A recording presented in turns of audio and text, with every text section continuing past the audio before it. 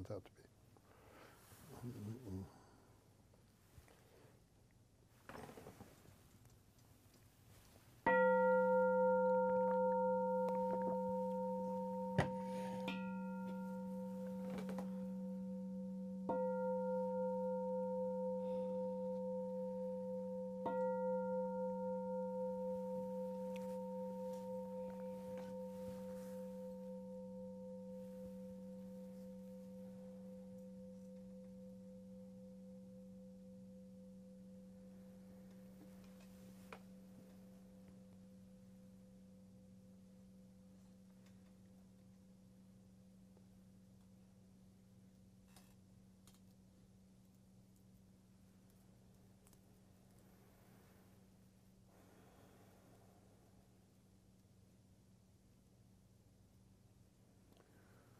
Well, we can begin just by noticing.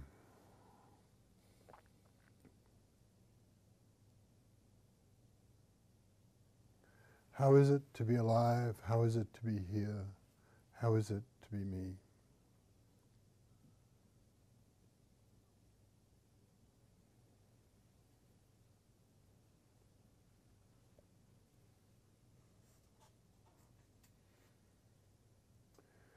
And without objecting to what we find when we look inside, or without really finding fault with ourselves, just to notice whatever the mind's doing.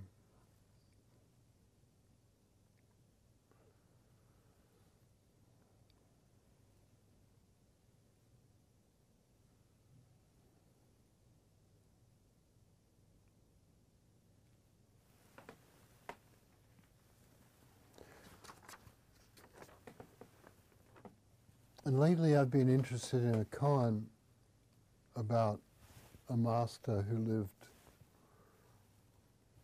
a few centuries ago in Japan, who was a student of Hakuin, the great master, great Japanese master, and there are some interesting things. Her story is just a great one, I think, so I'm going to tell you the story tonight as in the koan. And also, you know, it's good to have women in the lineage, and you know, who with such great stories. So there's that too. There was a woman who kept the pilgrims inn at Hara, under Mount Fuji. She called on Hakuin and was greatly enlightened. Her name is unknown, and it is not known when she was born or died. She went to hear a talk by Hakuin, who said, "They say there's a pure land of mind only, and a Buddha of light in your own body. Once that Buddha of light appears, mountains, rivers, earth, grass, trees, and forests suddenly glow with a great light. To see this, you have to look inside your own heart. Then what should you be looking out for? When you are looking for mind only, what kind of special features would it have? When you are looking for the Buddha of infinite light in your own body, how would you recognize it?" When she heard this, the woman said, "This isn't so hard." Back at home, she meditated day and night, holding the question while she was awake and during her sleep. One day, as she was washing a pot, she had a sudden breakthrough. She threw the pot aside and rushed to see Hakuin. She said, "I've met Buddha in my own body, and everything on earth is shining with a great light. It's wonderful." She danced for joy. "Is that so?" said Hakuin. "But what about a pile of shit? Does it also shine with a great light?" The woman ran up and slapped him. She said, "You still don't get it, you old fart." Hakuin roared with laughter.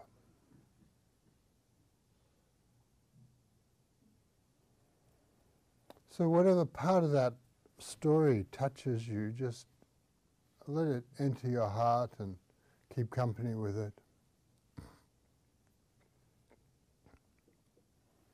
And see what rises to meet it from your own life.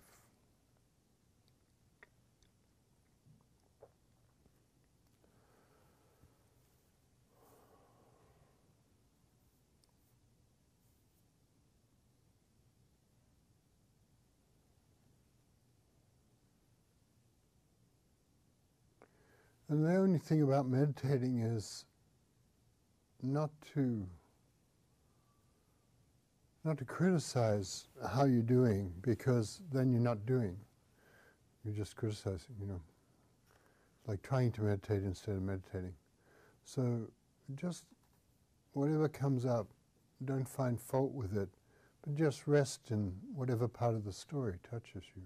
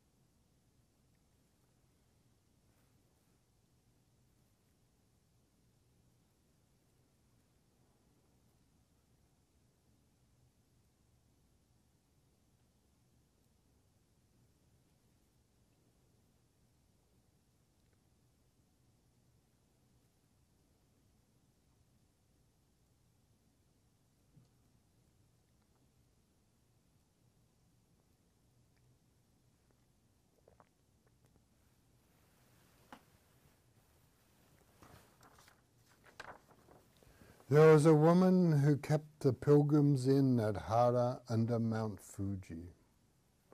She called on Hakuin and was greatly enlightened. Her name is unknown and is not known when she was born or died.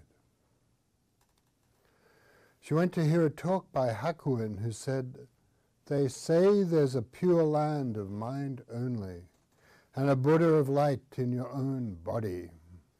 Once that Buddha of light appears, mountains, rivers, earth, grass, trees, and forests suddenly glow with a great light."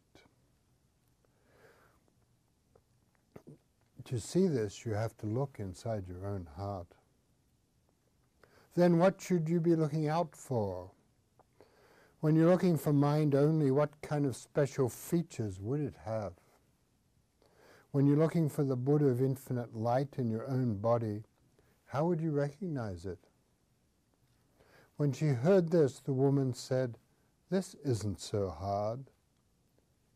Back at home, she meditated day and night, holding the question while she was awake and during her sleep. One day, as she was washing a pot, she had a sudden breakthrough. She threw the pot aside and rushed to see Hakuin. She said, "I've met Buddha in my own body, and everything on earth is shining with a great light. It's wonderful." She danced for joy. "Is that so?" said Hakuin.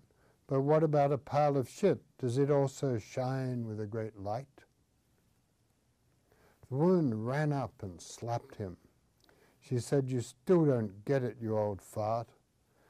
Hakuin roared with laughter.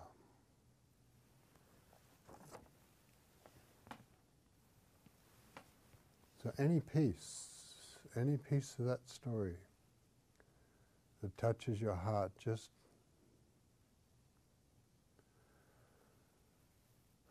let it into your body and keep company with it till you can't tell what's you and what's the story. Everything glowing with a great light. This isn't so hard.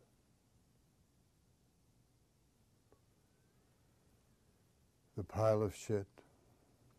The woman who is unknown, whose name is unknown and is not known when she was born or died. Everything glowing with a great light.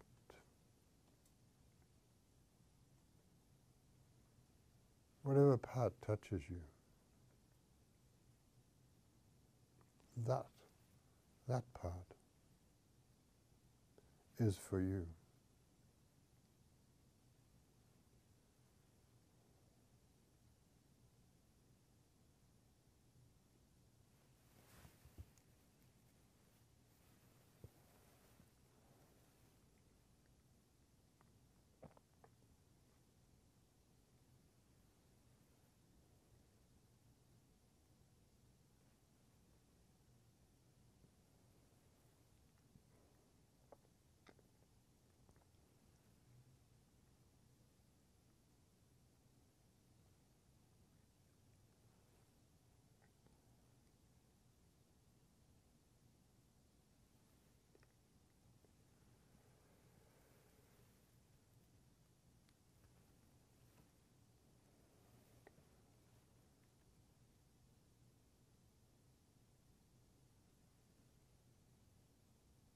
If you want to understand, you have to look inside your own heart.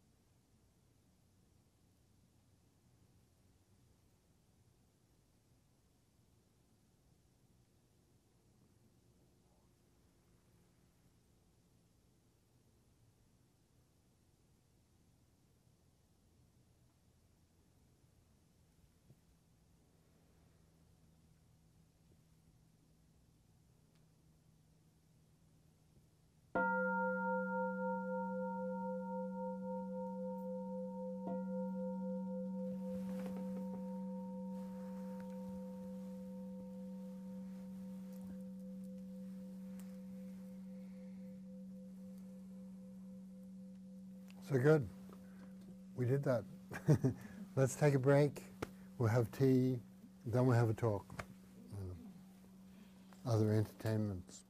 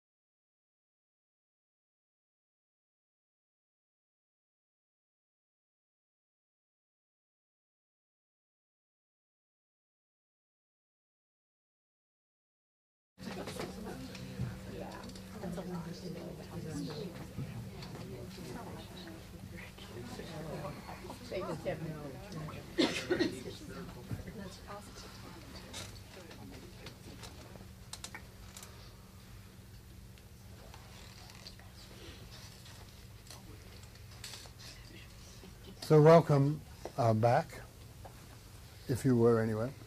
And so I wanted to talk a bit about this story. And there are different ways. Throughout history, people have used sayings to open their hearts and to wake up their minds. And the thing about a good, and they're called koans, And so the thing about a good koan is it sort of works away at you without your having to bother about it too much, kind of thing, without necessarily asking your consent either. But so it's one of those things that lodges in your heart in some way. And in this story, you can tell that happened with this woman. She just, everything will shine, everything. You look in your own heart and you'll see things shining with a great light. The Buddha is in you.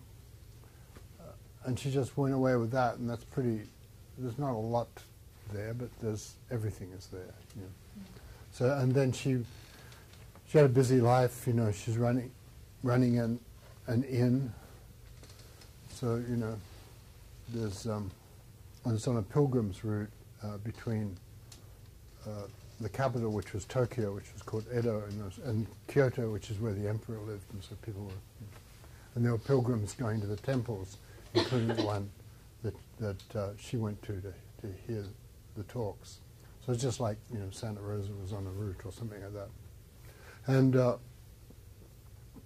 so she wanders in to hear this teacher teach, and she just gets struck by something. So that's one part of the way transformation happens. We get touched by something, And the thing about the stories and the koans is you just hang out with them and you notice your mind changes and opens and settles and things start to get clearer. And some people do that in a way that some people it kind of works for them to have it in a very concentrated form and really say the word light, and just have that with you no matter what you're doing. You're falling asleep, you're answering the telephone, you're working online, you're coding, anything you're doing, light. And you notice that your mind settles.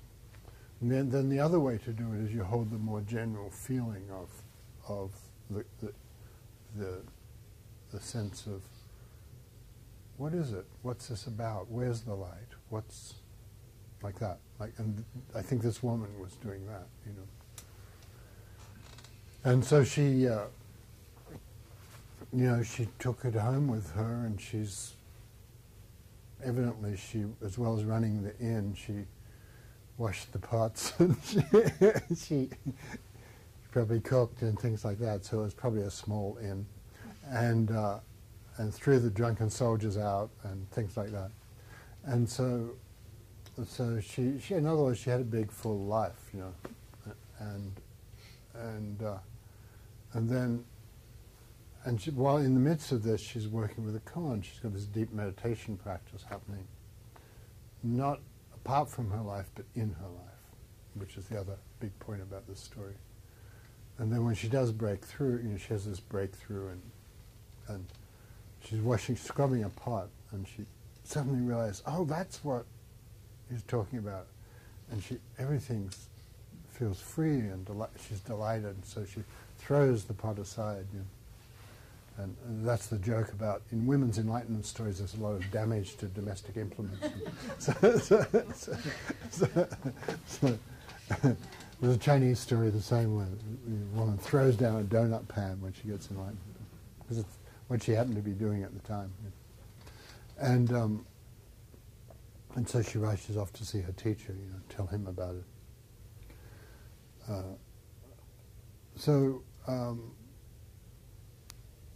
And then the thing to notice is, well, what struck you? What bit touched you? Because that bit in your life is the bit that somehow is open. There's an opening there. There's a kind of gate in that part in your life. You know, some sort of healing or some sort of awakening or something kind perhaps appearing. You know, one of my friends was. When she heard this story, the thing that really struck her was the pile of shit, you know. And that's a kind of Zen question. When you're saying everything is glowing, but are you for real? What about a pile of shit? Does it glow with a great light? What about the dark experiences in life? You know, what about your sorrow? What about, you know, some of your friend's addiction? Or what about, you know, if somebody's in trouble or somebody's estranged or something like that from you? So what about the pile of shit? And my friend suddenly got this image of, like, she was telling her husband she wanted a divorce, and she'd been waiting for years to summon up the courage to do that, you know. And there's that moment for her, and suddenly it became all right, you know. She didn't have to be angry with her husband. She didn't have to be, you know. But the purity of all human moments started to appear, you know.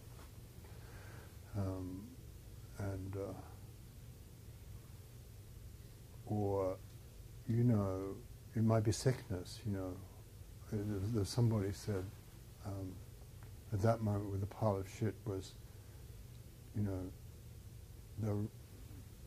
they're really sick and they just didn't like it, you know. But it's life too, you know. And so whatever's in your life, in a certain way, it has a light to it. And if it's sorrow, or if it's joy, or if it's... Actually, I had planned to have a different life, you know, the one I'm having, which is kind of called being human. Like, if you're alive, you have sometimes planned to have a different life than the one you're having. And in a way, then, so you're not doing it wrong, and you didn't do it. It's not your fault what happened, you know, whatever it is. The loss or the sorrow or the painfulness or whatever, it's not your fault. So suddenly you can tell that all that's being thrown into this mix here, into this koan. And she has this great spirit. She just comes up and just slugs her teacher, you know, which is a pretty intense thing in a Confucian culture where you're extremely reverential to your teachers. So it's sort of mark of her confidence and awakening, really. Yeah. And sort of getting the mule's attention, and so she does that, and then he just laughs and laughs, and they laugh together. But the other part before that, she danced for joy. You know, I like that bit. You know, there's something about how she said, "Oh." So all the things I've been worried about and all the difficulties and the sorrows and so on, it's all right, you know. That what else are you going to do with your life except this? You have this life and you don't have another life to have, you know. And you can worry or be paranoid or take things personally, all that sort of thing, and that's all right too. But, you know, here you are, and there's no other life to have, so you can have this one. And perhaps it is shining with a great light. Perhaps you are shining with a great light, and your friends can see it, but you can't.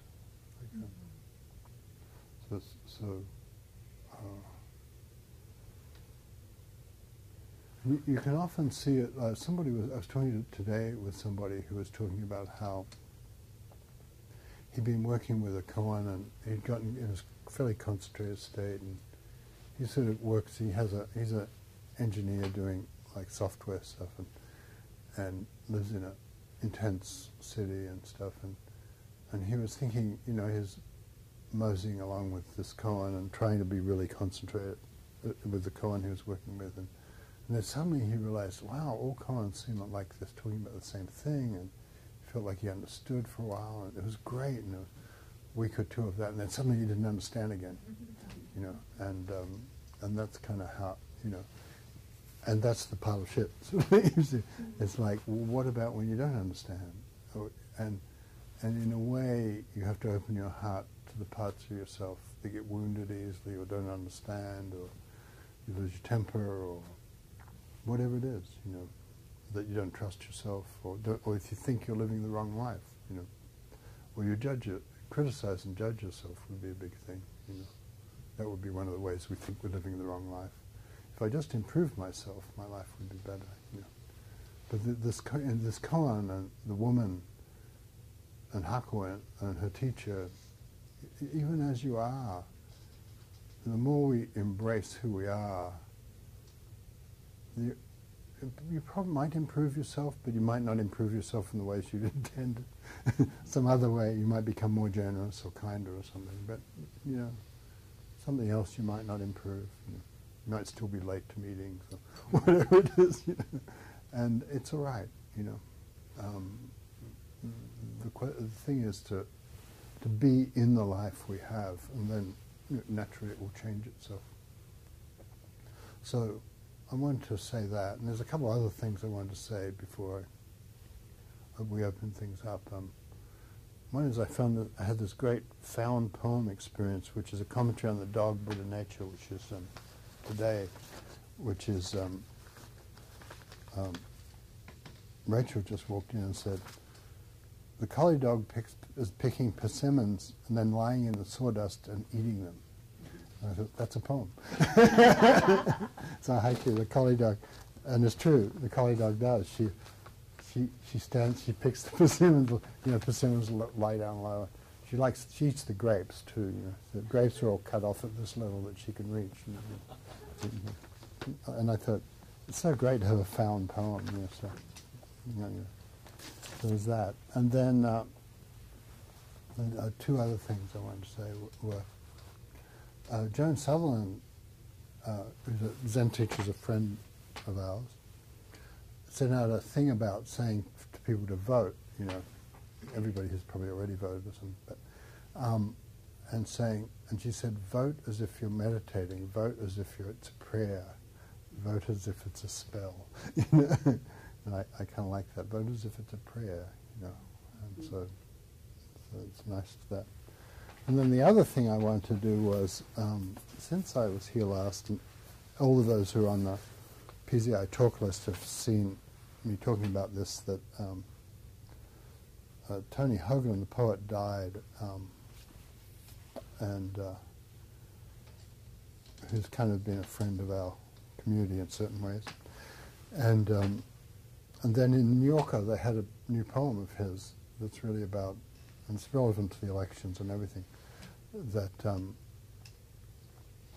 it's called Peaceful Transition. When you read that, you immediately think he's talking about himself and his death, which he knew he was dying. But typically him, he's sort of shifting.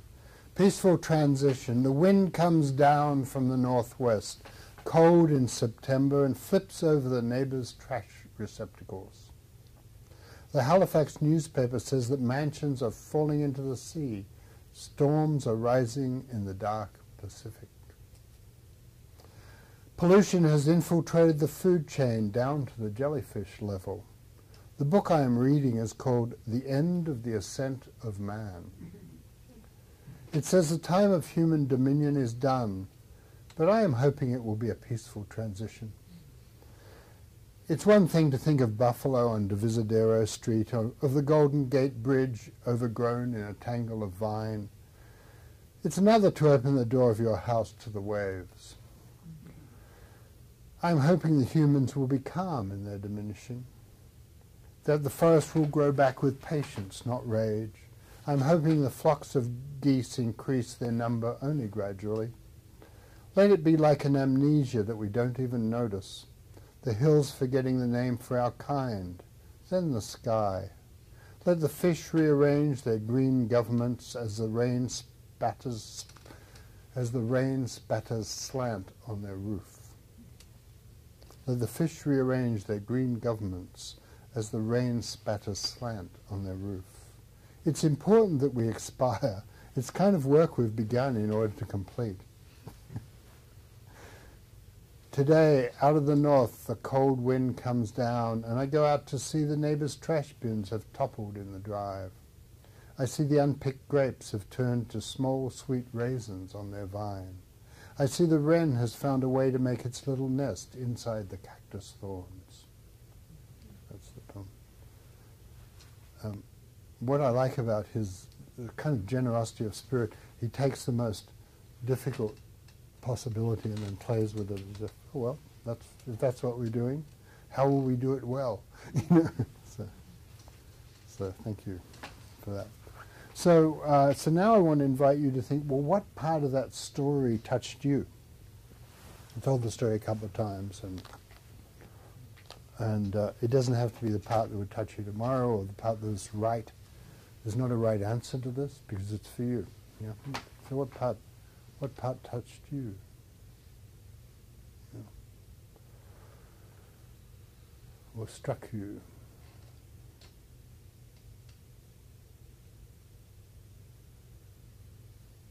Yeah. It's very mundane, but I shovel horse shit every Thursday morning, so that's definitely what hit me. And my neighbors have horses, and when they got them, I offered to help, like thinking that I would get to ride them, and it's just never worked out. That I don't know how to ride. I've only ridden a horse 3 times in my life, so I thought I was going to learn, and it hasn't worked out. And my husband is like completely perplexed by why I still go and shovel the horse shit every Thursday morning, even though I don't ride the horses. But I love being near them.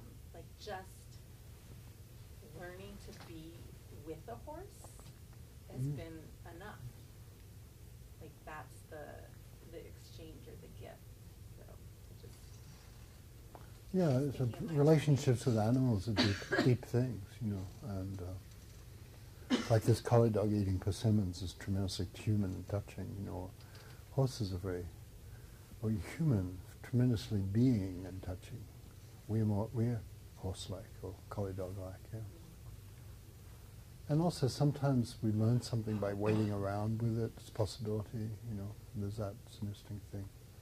I had a friend who was a professional trainer and kind of athlete, and she was an incredibly brave person. She used to train mixed martial arts fighters, you know, like she was tough. You know. Try and hit me now, you know, and quick.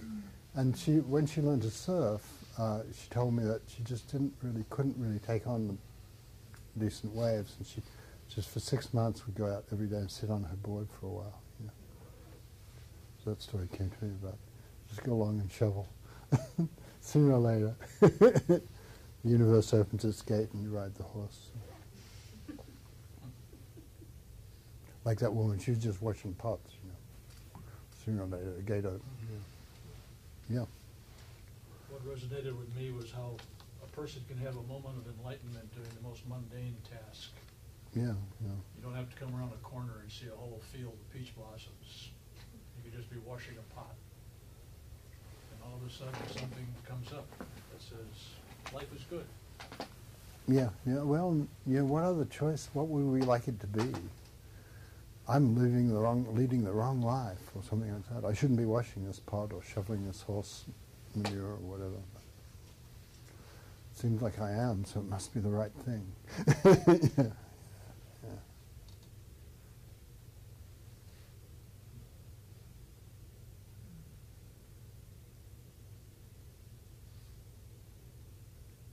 Anything else? I was really moved by her enthusiasm and wanting, kind of this innocence of wanting to share her moment with the teacher. And it reminded me of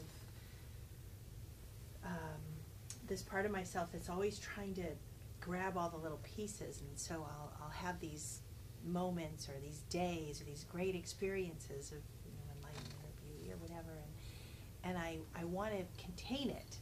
I want to do something with it, write it down, and then I'm going to make something out of it. And part of it is wanting to come back to it, and sometimes those little reminders are helpful if I, you know, write about my experience and then I come back to it but then it's new again. You know, I'm off on a different tangent. It's never the exact same, but it's it seems a little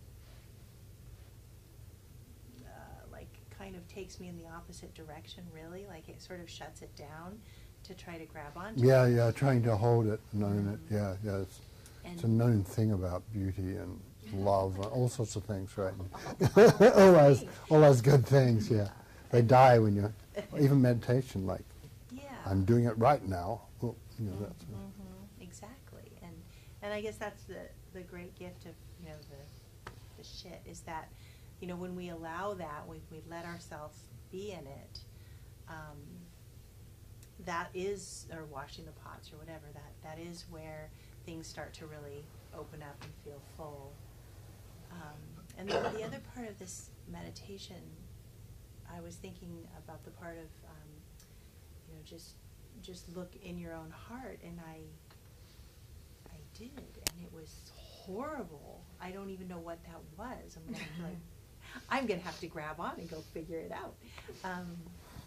But just all this anxiety, and, you know, just like all the muck. Like if I start worrying about things, I get this sort of anxious feeling in my chest. And as I was meditating, I wasn't worried about anything, but just going into my heart, there's just a lot of muck in there. Yeah, and that's the Hakuin's point, really, in a way, that's okay too. You know, like, in a way, what he's poking at her to help, because he cares about her and he actually appreciates her, and he's like trying to help her see that she can see more things. You know, like, and there's an interesting thing when we look in our own hearts and we find there's something there we disapprove of. Suddenly the disapproving is the thing, not what's there. And so if we just, kind of let the light into the disapproving, and as that frees up, then it's all right. I'm anxious, or I'm sad, or I'm angry, or whatever it is. And it's all, you know, that too has a light in it. And you can realize, it's all right to be, you know, it's shining too, yeah. Which is why she hits him, because she thinks it's just funny, you know. And she has that spirit, you can tell. He says this complicated, like, abstruse thing about enlightenment, bushes, grasses, trees, the earth, everything, you know. She says, this isn't so hard. so she's kind of great. You know. She's got this great spirit, you know, like, yeah. Yeah, I like her. Yeah. So she's kind of, that one of those thoughts is, you know, we need more women in the lineage, and clearly she's in and she's quite directly in the Koan line, like, the kind of things she says, like, everything's shining with a great light and dances with joy, is, you know, directly from the insights of the old Chinese teachers are just the same. Yeah, so it's kind of nice to have her in the club, sort of thing. You know. Yeah.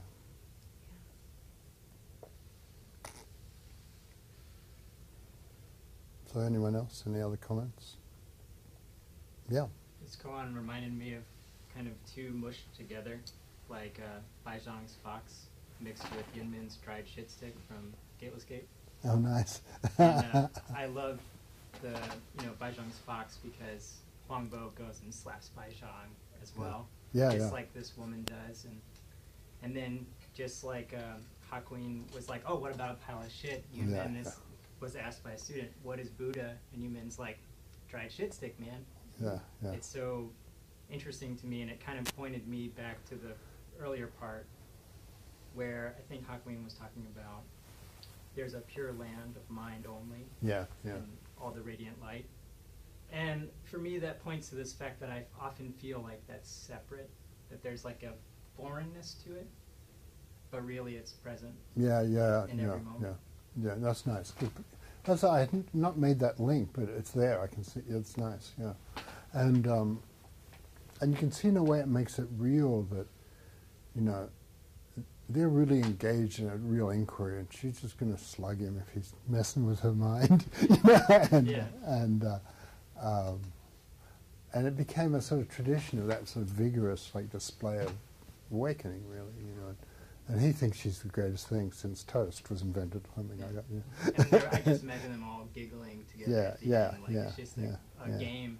And Yeah. everyone around them is like, what do they see? Yeah. But yeah. they can see the same thing. Yeah, yeah. There's an appreciation for, and even his poking at her with, well, is it in the things you don't like? In a way, that's starting to play and invite her into his world. And that's how he sees things. And do you see them like that? Yeah, she does actually. Boom. Long ago, I was with a Korean teacher, and I had this like blinding insight, and he would ask me. He started asking me those questions, and I started yelling at him, and he thought it was great, but he said it was like, "Don't break anything." So he just like, you could tell that I was capable of anything at that moment, just like her. She would, and it's sort of nice, yeah. And there's something nice, nice about that fierce engagement. And it's life, because life does it to us. Life hits us. Life gives us discoveries in life.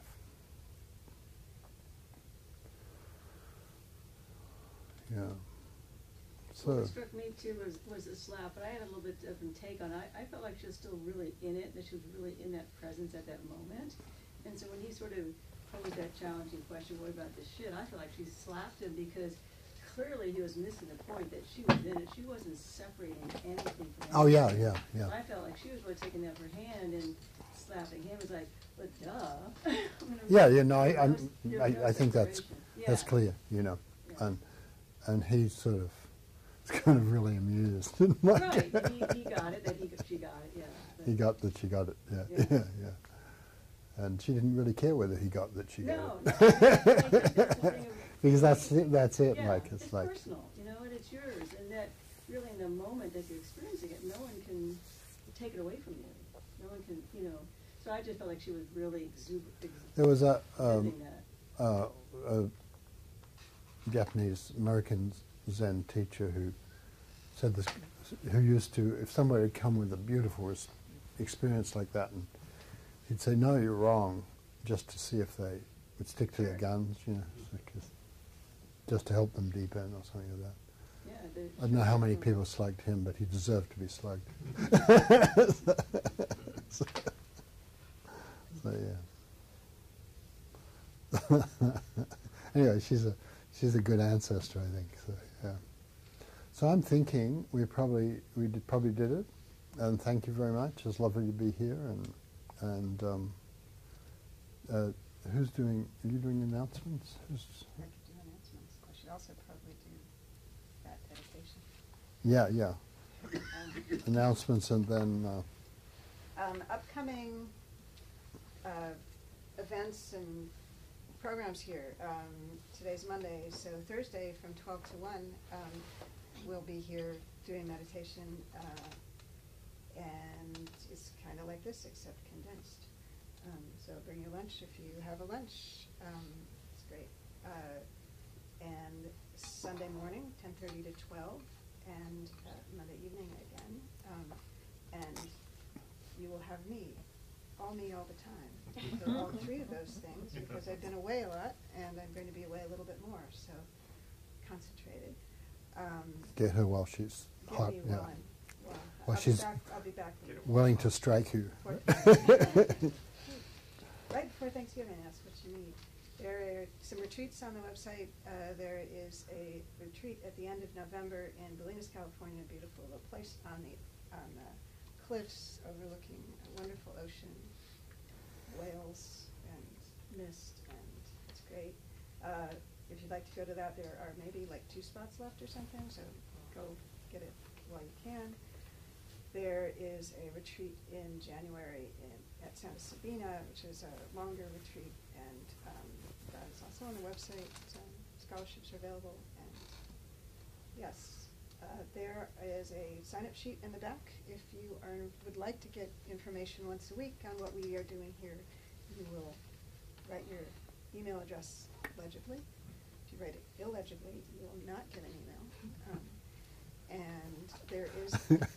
last but absolutely not least, there's a box by the door. We should probably put it in front of the door, which is how it says donations, has some suggestions on it, and your generosity is what keeps this place and what we do going on. So, thank you.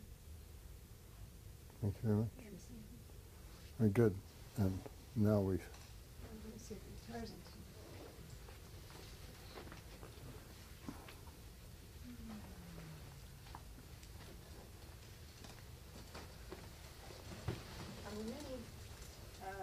Might be not bad to pass around books.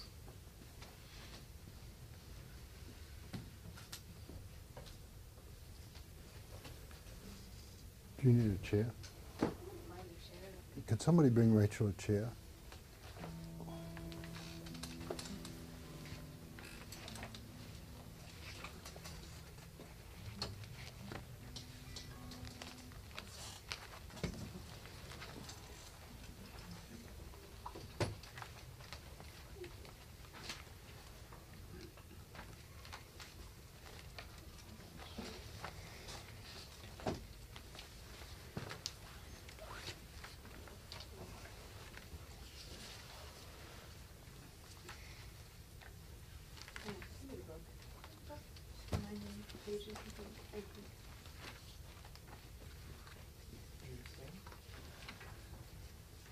Sure.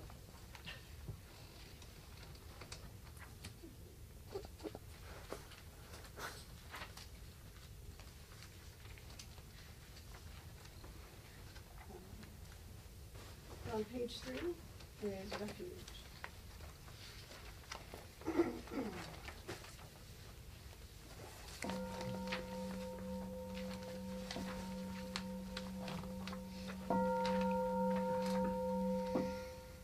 Refuge.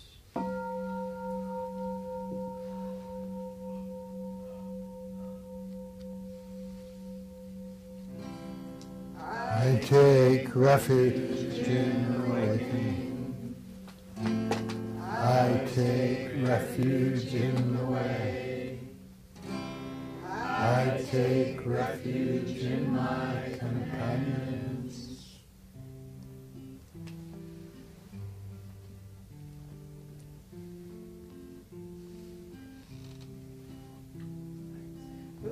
Buddham saranam gacchami, dhammam saranam gacchami, sangham saranam gacchami, buddham dhammam sangham. Buddham saranam gacchami, dhammam saranam gacchami, sangham saranam gacchami, buddham dhammam sangham. Buddham saranam gacchami, dhammam saranam gacchami, sangham saranam gacchami, buddham dhammam sangham.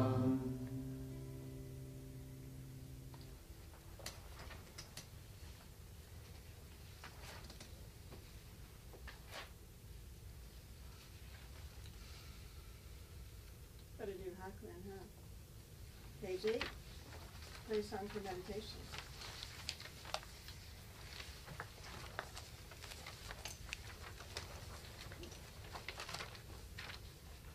All beings are Buddha by nature. Just as water and ice are the same. Without water, there's no ice. Outside of beings, no Buddha. People miss what's in front of them and go searching far from home. It's sad, like someone standing in water and crying out in thirst.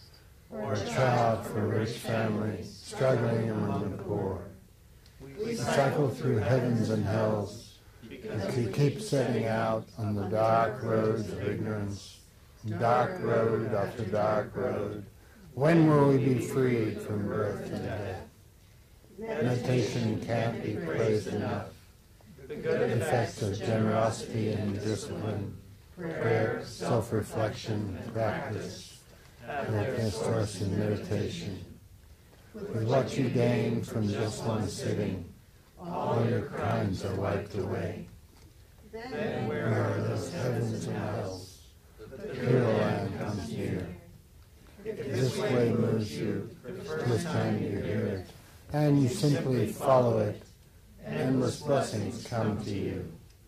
Even more, if you turn the light inward and witness your own nature, which is empty nature, you go beyond any doctrine.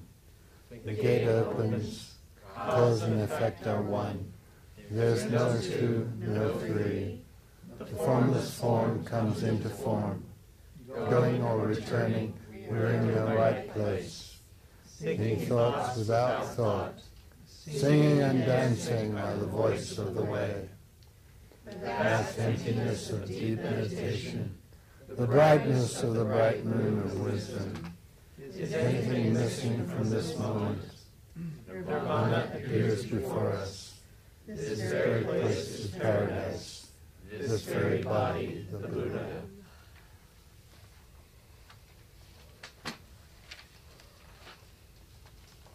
Page 13.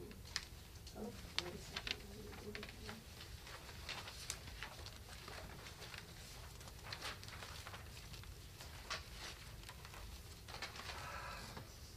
Page 7. Buddha nature pervades the whole universe, existing right here now. The wind blows, waves fall on the shore, and Guanyin finds us in the dark and broken roads.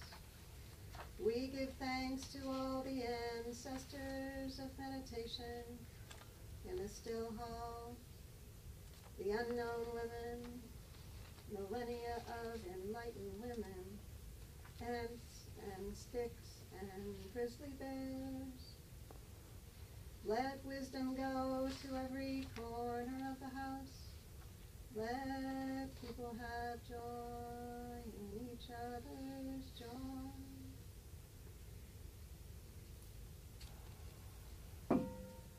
All Buddhas throughout space and time, all awakened beings, great beings, the heart of perfect wisdom.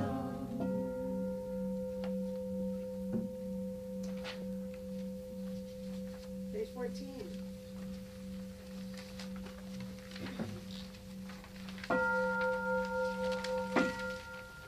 The four boundless stars.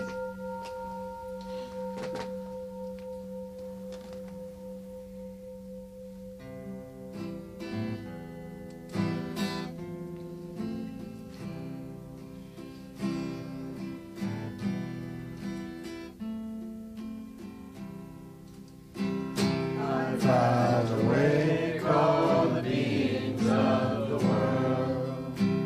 I vow to set endless heartache to rest. I vow to walk through every wisdom gate. I vow to live the great Buddha way.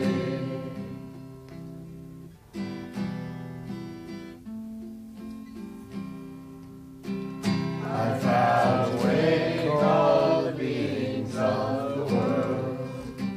I vow to set endless heartache to rest. I vow to walk through every wisdom gate. I vow to live the great Buddha way.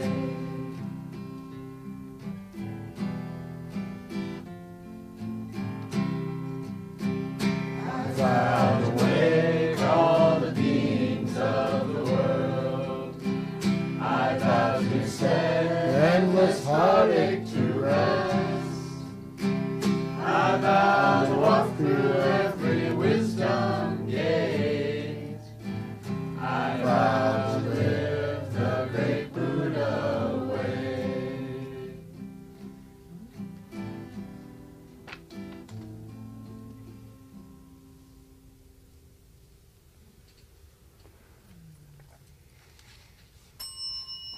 Thank you, everyone. Thank you, Thank you, Rach. Thank you, John.